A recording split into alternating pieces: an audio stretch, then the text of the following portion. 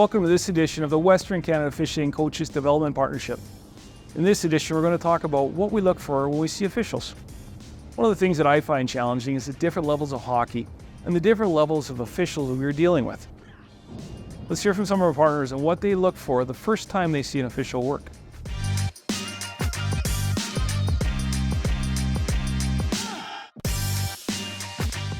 The first thing I look for is technical skills. Are they skating well?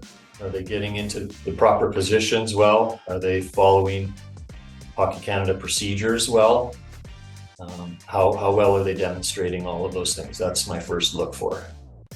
So qualities for a young official that we're looking for to help move them along quicker is obviously a skating ability, but confidence is huge. How they do their signals, how they blow their whistle. We need them to be exuding confidence on the ice. Skating obviously is a big part of what we do, but also coachability, because the officials that understand that they can get better are going to move along a lot faster too.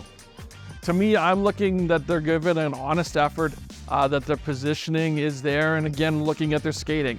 And not too often you ever go and say, you know what, you skate too good.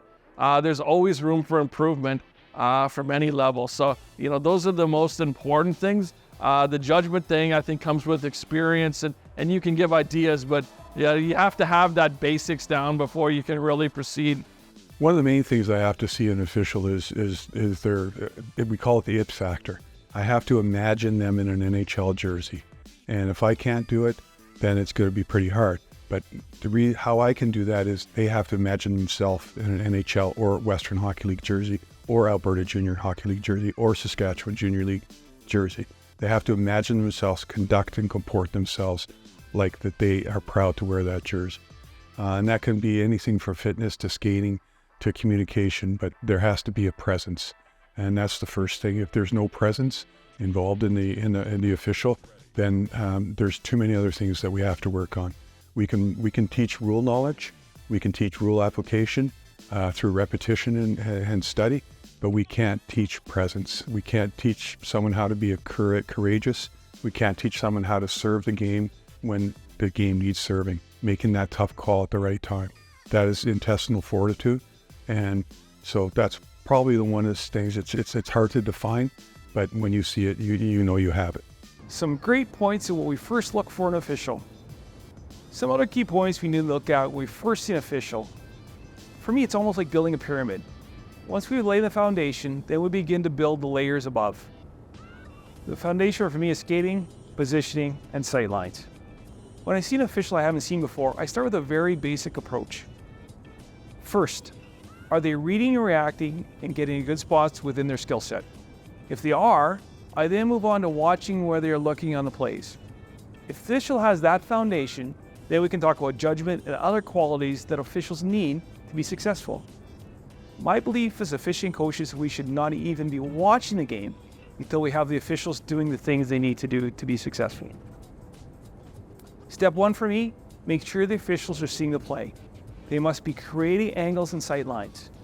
Within their individual skill set, we must teach them to read and react to plays, and then what position is best to create sight lines that allow them to see the plays correctly. Step two, the officials are now in good position. Do we have them looking in the right areas? Certainly one of the challenges we face officials being puck focused. So even though we've done a good job with positioning and creating good sight lines, they're simply looking in the wrong area at times. Once the officials have created these habits and are doing them every shift, then we can begin to talk about judgment. Then of course that will lead us down a really learning path from judgment to communication to all the other qualities we need to teach our officials.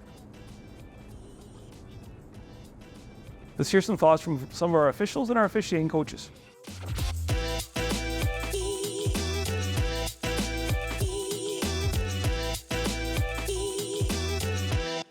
I think attitude is probably number one.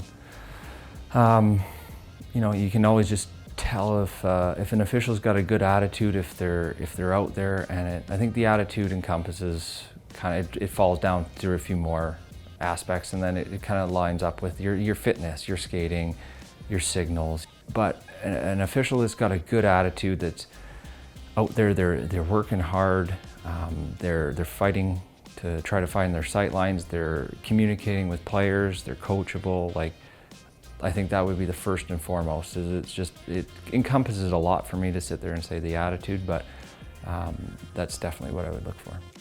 What I look for as an officiating coach in the very first games and when they're in that informative part of their development as an official, I look for, are they engaged? Are they paying attention? Whether it be on ice sessions, whether it be classroom sessions, I look how engaged they are. Are they looking to develop, or are they just there to make a paycheck? So I look at their hustle, their desire, their approach to the game, how they look, how they come dressed to the arena.